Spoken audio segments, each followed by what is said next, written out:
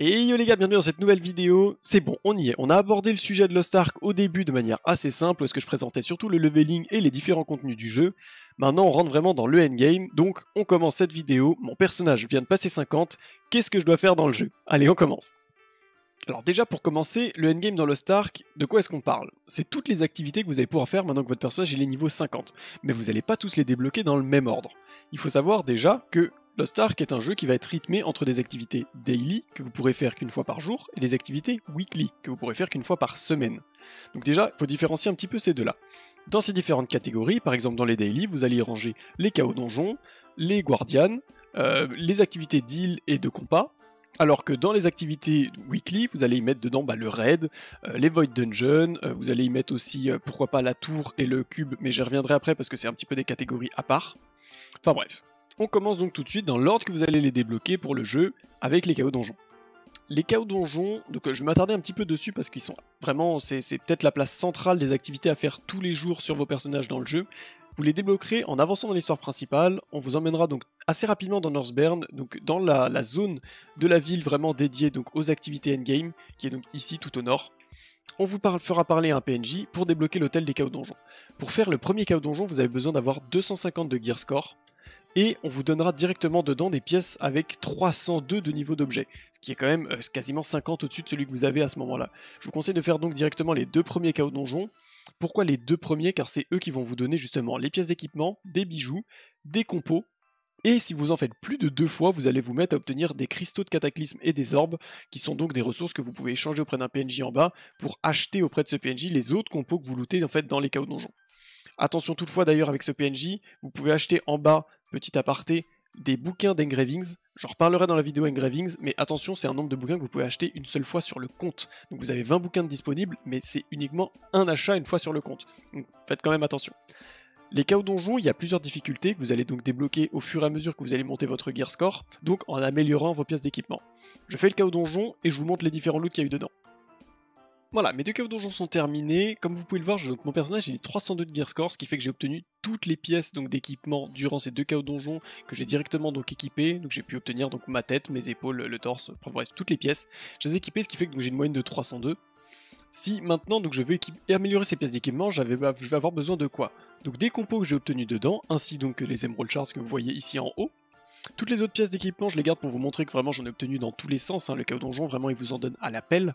Pour ce qui est des bijoux et des pierres de Fetranite, je vous mets en dessous, donc sous la vidéo, le lien du J-Doc de Sensei Lekam, qui est un confrère streamer qui a aussi fait plein de vidéos sur le jeu. Et il a fait donc sur ce G-Doc une explication, donc toutes les classes sont marquées avec les statistiques qui sont jouées pour quel engraving, donc quelle gravure. Je vous laisse aller jeter un œil là-dessus si ça vous intéresse pour la classe que vous voulez jouer. Je rentre pas trop dans les détails de l'optimisation, juste que maintenant si je veux améliorer par exemple le stuff de mon personnage, j'ai juste à aller voir le PNJ sur la map qui se trouve là où je suis actuellement, donc il est simple, c'est un icône avec donc un marteau, qui est juste ici, si vous le voyez un peu caché derrière moi, tac tac tac, et qui en gros, vous voyez c'est ici le marteau d'upgrade.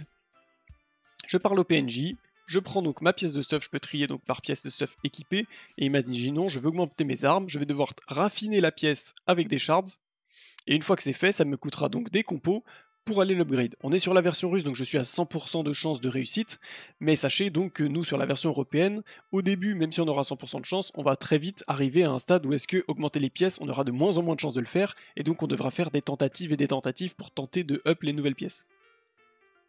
Bon, maintenant que les chaos donjons c'est traité, je vous ai montré aussi un petit peu d'augmentation de stuff, mais c'est vraiment léger, histoire que vous soyez pas trop perdus non plus. Vite fait, je vais vous présenter donc l'onglet des Epona Quest. Donc les Epona Request, c'est quoi? C'est en fait c'est des quêtes que vous allez pouvoir tag. Donc dans l'onglet Daily Quest, 3 quêtes à la journée. Vous voyez qu'il y a plusieurs pages, donc avec plein de quêtes différentes disponibles. Vous pouvez en faire 3 différentes. Et des Weekly Quests, qui est peut-être le premier truc que vous faites quand vous vous connectez après le reset. C'est tag vos weekly Quests, justement pour pas oublier de les faire. Enfin surtout pas oublier de pouvoir donc récupérer les récompenses quand vous allez faire les activités. Parce que par exemple le cube et le pass, pour y aller vous avez besoin d'avoir un ticket, et si vous cramez le ticket alors que vous n'avez pas accepté la quête, vous n'allez pas générer vos points pour obtenir les points d'Epona sur le côté, enfin bref c'est un peu chiant. Ces points d'Epona d'ailleurs que vous pouvez échanger auprès d'un PNJ pour obtenir des gold, donc vous pouvez les récupérer sur n'importe quel de vos personnages, mais récupérer toujours sur le même, ça évite d'en avoir à droite à gauche, même s'ils sont liés au compte, c'est un petit peu chiant d'en avoir dans tous les sens.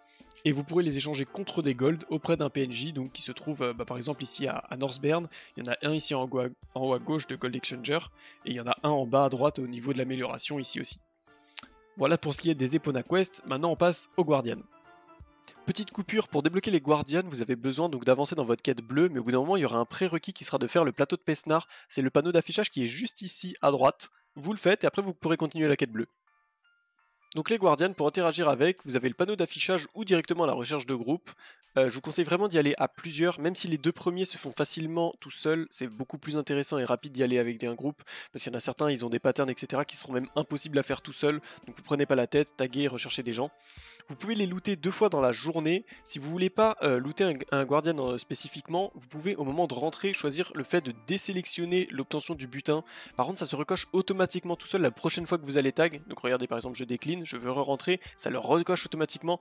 Faites attention quand vous voulez aider quelqu'un, ne cramez pas vos chances de loot de la journée sur des Guardians qui vous intéressent pas.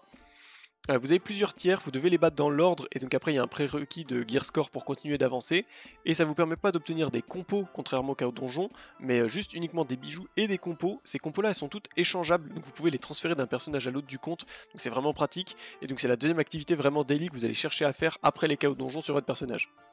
Voilà, il y a une dernière activité vraiment basée sur le daily qui va être liée au compte, c'est le compas, j'en ai pas vraiment parlé, donc c'est un petit raccourci qui est sous votre minimap ici.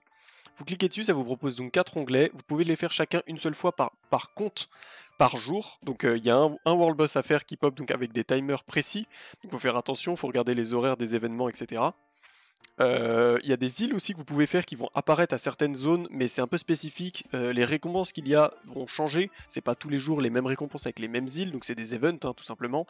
C'est assez intéressant quand il y a des golds, mais sinon en général ça va surtout être pour les cœurs d'île ou d'autres récompenses, donc c'est pas toujours le cas, vous n'allez pas toujours chercher à les faire obligatoirement. C'est pour ça que je l'ai laissé un petit peu de côté. Et dernière chose un petit peu à part, ça va être donc justement les îles tout court. Donc sur le monde de Lost Ark, il y a énormément d'îles à visiter.